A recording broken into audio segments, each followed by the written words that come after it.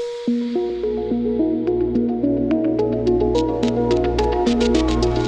हम एक ऐसे विषय पर बात करने वाले हैं जिसके बारे में जानते हुए भी हम अनजान हैं। कई बार आपने सुना होगा आईफोन खरीदना है तो किडनी बेचना होगा, और लोग अपने शौक पूरे करने के लिए ना सही पर मजबूरी में कई बार ऐसे कदम उठाते हैं जो ना चाहते हुए भी किसी ऐसी अप्रिय घटना का शिकार हो जाते हैं जिसके बाद उससे बाहर निकलना बिल्कुल मुश्किल हो जाता है।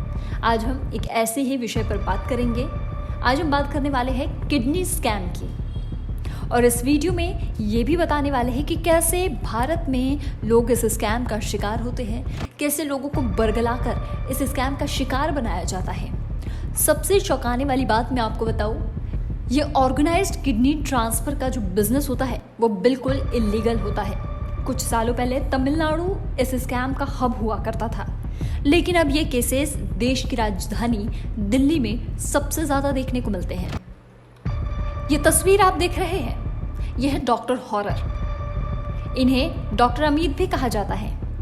भारत के सबसे लंबे और बड़े किडनी रैकेट के लिए जिम्मेदार डॉक्टर, एक ऐसा रैकेट जो 20 सालों से भी ज़्यादा वक्त के लिए चला था, जिसके दौरान इन्होंने करीब 600 इलीगल किडनी ट्रांसप्लांट भी किए। इनमें से कई लोग ऐसे हैं जिन्हें डॉक्टर हॉरर ने ऑपरेट किया, वो आज की कंडीशन में ना ही किसी काम करने लायक बचे हैं और ना ही उठने बैठने की उनके अंदर क्षमता बची हुई है। इन सब के अलावा डॉक्टर अमित यानी कि डॉक्टर हॉरर अपनी बेस्ट लाइफ जी रहा था, ऐशो आराम वाली जिंदगी। यह स्कैमर कनाडा में रहता था। इसका आलीशान घर था जिसमें 4 बेडरूम थे, एक स्विमिंग पूल था। घर की कीमत 400 करोड़ रुपए थी। इसके पास एक आलीशान गाड़ी भी थी जिसकी कीमत 50 लाख रुपए थी। अब इतना पैसा इसने कहां से कमाया? यकीनन इलीगल किडनी ट्रांसप्लांट रैकेट की सहायता से। वैसे ये काम किसी एक अकेले आदमी का करना बेहद मुश्किल है, हालांकि इसमें अमित अकेला नहीं था। आपको मालूम हो कि हमारा भारत देश इलीगल किडनी रैकेट के लिए एक हब बन चुका है। इस रैकेट में क्रिमिनल्स, पुलिस, डॉक्टर्स, डोनर्स और अस्पताल का एडमिन स्टाफ भी पूरी तरह मौजूद होता है। अब सबसे अहम बात ये जान लेते हैं कि असल में ये रैकेट काम कैसे करता है। इस रैकेट के पीछे एक मास्टरमाइंड होता है और उसके कुछ एजेंट्स होते हैं। इन एजेंट्स को टीम्स में बांट दिया जाता है। एक टीम जाती है झोपड़पट्टी जैसे इलाकों में और एक टीम जाती है गरीब लोग जहाँ रहते हैं उस इलाके में, जिन्हें आसानी से बरगलाया जा सके और अपनी बातों में फंसाया जा सके। ये एजेंट्स मंदिरों और गुरुद्वारों के पास घूमते रहते हैं और ऐसे लोगों को ढूंढते हैं जिनके पास पैसा ना हो या जिन्हें पैसे की सख्त ज़रूरत हो, और उनसे बात कर पैसों का उन्हें ऑफर दिया जाता है, जैसे कि आप अपनी किडनी बेच दें जिसके बाद हम आपको लाखों रुपए देंगे। इस दौरान दूसरी टीम मरीज को ढूंढती है, यानी कि डोनर को ढूंढने के बाद एक टीम ऐसी होती है जो पेशेंट को भी ढूंढती है। ये हॉस्पिटल के डायलिसिस सेंटर में और फेसबुक सपोर्ट ग्रुप्स में भी आपको किडनी ऑफर करती है। आपको जानकर हैरानी होगी कि एक किडनी का दाम कितना होता है। क्या आप अनुमान लगा सकते हैं कि एक किडनी का दाम कम से कम 70 लाख से 1 करोड़ रुपए तक हो सकता है। हालांकि ये दाम आपकी ज़रूरत पर डिपेंड करता है कि पेशेंट को इसकी कितनी अर्जेंट नीड है। इन सब के बीच सोचने वाली बात यह है कि इस बड़ी रकम का कितना हिस्सा उन गरीब डोनर्स को मिलता होगा।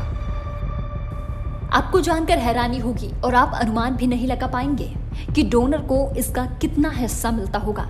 चलिए मैं आपको बता दूं कि डोनर को केवल इसमें से 3 लाख रुपए ही मिलते हैं, और ये पैसों का बंटवारा कैसे होता है ये भी मैं आपको बता दूं। इसका हिस्सा मास्टरमाइंड और उसके एजेंट्स में बढ़ जाता है।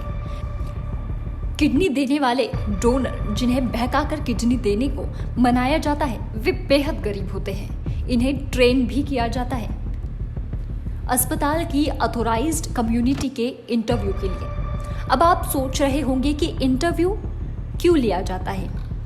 ये इंटरव्यू इसीलिए लिया जाता है ये चेक करने के लिए कि कहीं डोनर पैसों के लिए तो किडनी डोनेट नहीं कर रहा है या पैसों का कोई लेन देन तो नहीं हुआ है। क्योंकि भारत में किडनी ट्रांसफर पैसों के लिए इलीगल माना जाता है।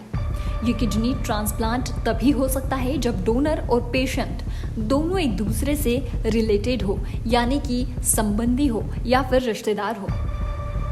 तो कई बार एजेंट्स इनकी फेक आईडीज और डॉक्यूमेंट भी बना देते हैं डोनर के लिए, ये प्रूफ करने के लिए कि ये डोनर कोई ऐरा गैरा व्यक्ति नहीं बल्कि जरूरतमंद मरीज का संबंधी या रिश्तेदार है।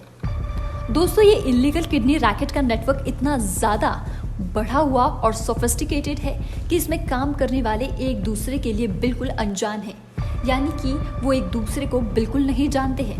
और जैसा कि मैंने आपको पहले ही बताया है कि इस रैकेट में डॉक्टर्स भी इन्वॉल्व है, तो एक ऐसे ही केस के बारे में मैं आपको बताऊं कि डॉक्टर भी कई बार गरीब लोगों की मजबूरी का फायदा उठाते हैं। यह सुंदर सिंह, इन्होंने LH हीरानंदानी अस्पताल को एक्सपोज किया था। आपको जानकर हैरानी होगी कि डॉक्टर ने उसे ये कहकर किडनी निकालवा ली कि उसकी किडनी पुनः ग्रो हो जाएगी, यानी कि किडनी निकालने के बाद उसकी किडनी फिर से निकल आएगी। असल मायनों में ये कथित तौर पर डॉक्टर भी नहीं होते हैं, फर्जी डॉक्टर्स भी इस स्कैम में बहुत मिल जाएंगे जो लोगों के जीवन से पैसों के लिए खिलवाड़ करते हैं।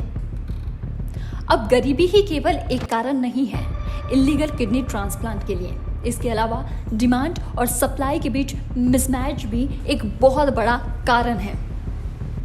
आपको मैं बता दूं कि हर साल 2 लाख लोग किडनी फेलियर से गुजरते हैं, पर औसतन 8 से 10 हजार ही किडनी ट्रांसप्लांट हो पाते हैं। इसका क्या मतलब हुआ कि 1,90,000 लोग ऐसे हैं जिन्हें किडनी नहीं मिलेगी।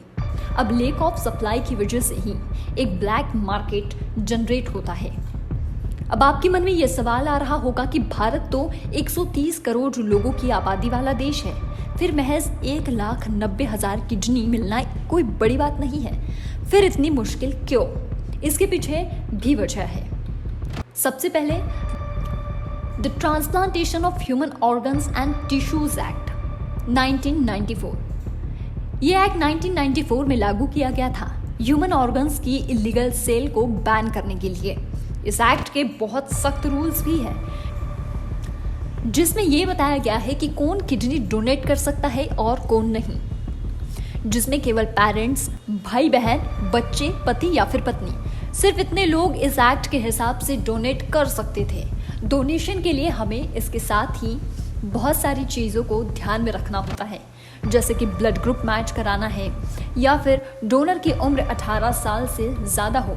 यही कारण है कि साल 2014 में इस एक्ट में थोड़े बदलाव किए गए और इनमें ग्रैंड पेरेंट्स और ग्रैंड चिल्ड्रंस को भी ऐड किया गया।